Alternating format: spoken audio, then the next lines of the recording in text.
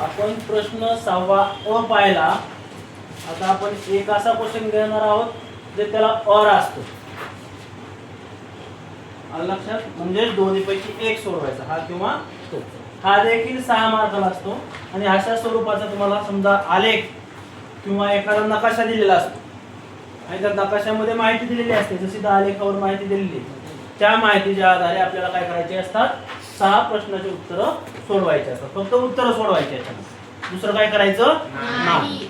मग नकाशा अगोदर माहित असला पाहिजे किंवा आलेख अगोदर माहित असला पाहिजे की कशा स्वरूपाचा आहे, किंवा ते सूची बघायची, त्याच्यामध्ये काय काय दिलेलं आहे ते वाचायचं थोडं डिटेल वाचल्यानंतर आपल्याला, आणि वाचल्यानंतर मग हे प्रश्न आपल्याला सोडवता येतात. आणि हे सोडवायला म्हणजे त्याच्यावर काय अवघड नसते.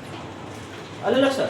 म्हणजे कारण का इथंच माहिती, जसं आपल्याला इंग्रजीमध्ये पॅसेज असतात त्याचे उत्तर तिथंच दिलेले असतात, फक्त आपल्याला ते समजले की आपल्याला ते सोडवता येतं. तसं आलेख किंवा नकाशा जर समजला, दिलेली माहिती जर समजली, तर आपल्याला त्याच्या आधारे प्रश्नाचे उत्तर लिहिता येतात. आता इथं पहा, आपण प्रश्न 6वा आ, आलेखाच्या आधारे खालील प्रश्नांची उत्तरे लिहा, हा प्रश्न असतो. तर याच्यामध्ये हे प्रश्न दिलेले ते आपण काय करायचे, सोडवायचे. मग कशाच्या आधारे सोडवायचे आपल्याला? आलेखाच्या आधारे, म्हणजे सगळे इकडची माहिती आहे याच्यावर आधारित हे प्रश्न आहे. आता वरील आलेख प्रकार कोणता आहे? हे रेषालेख आहे का, साधा रेषालेख आहे का, बहुरेषा आलेख आहे का, साधा स्तंभालेख आहे, कोणता आहे? जोड स्तंभालेख. हा जोड स्तंभालेख आहे. जोड स्तंभालेख. एवढं लिहिलं आपल्याला 1 मार्क मिळून जाईल. ओके. याच्यानंतर या आलेखात कोणत्या बाबी दाखवलेल्या आहे? कोणत्या बाबी दाखवलेल्या आहेत? ज्या सूचीमध्ये दाखवलेल्या आहेत त्याच बाबी. पर्यटन व्यवसायात गुंतलेली लोकसंख्या व एकूण राष्ट्रीय उत्पादनात पर्यटन व्यवसायाचे योगदान. मग ते लिहावं लागते आपल्याला. काय आहे सुरुवातीला? पर्यटन व्यवसायात पर्यटन व्यवसायात गुंतलेली लोकसंख्या आणि पुढे काय आहे? एकूण राष्ट्रीय उत्पादनात राष्ट्रीय उत्पादनात पर्यटन व्यवसायाचे योगदान.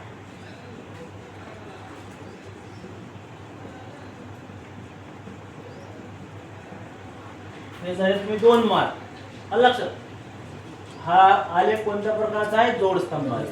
या कोणत्या बाबी दाखवल्या त्या आलेखामध्ये? पर्यटन व्यवसायाने राष्ट्रीय उत्पन्नातील पर्यटन व्यवसायाचे योगदान. कोणत्या देशाचे पर्यटन व्यवसायात योगदान जास्त आहे? आता हा भारत आहे, लक्षात ठेवा. म्हणजे हे दोन्ही भारत आहे आणि हा ब्राझील आहे. लक्षात? मग आता सूची बघावं लागेल आपल्याला.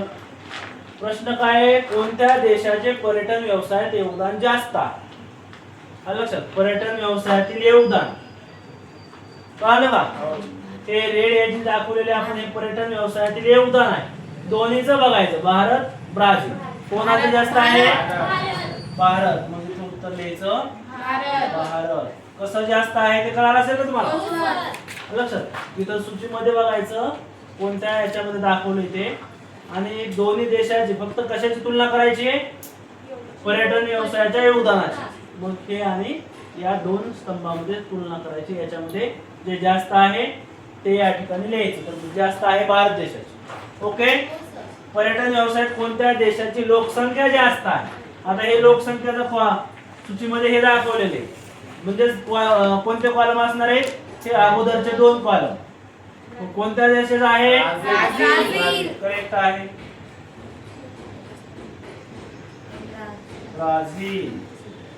भारताचा पर्यटन व्यवसायातील हिस्सा किती टक्के आहे? आता पर्यटन व्यवसाय इथं दाखवले. लक्षात? आता हे मध्ये पॉइंट नसल्यामुळे आपण काय करायचं, डायरेक्ट याच्यामध्ये 2, 4, 6, 8, 10, 12 याच पट्टीमध्ये लिहायचं. लक्षात? किती टक्क्यामध्ये येईल? 6%. आलं लक्षात? वरील आलेख कोणत्या वर्षाचा आहे? कुठं आहे याचं उत्तर? आहे का नाही? हा, ते वाचावं लागतंय पूर्ण नकाशा तर लक्षात येईल. कोणत्या वर्षीचा आहे?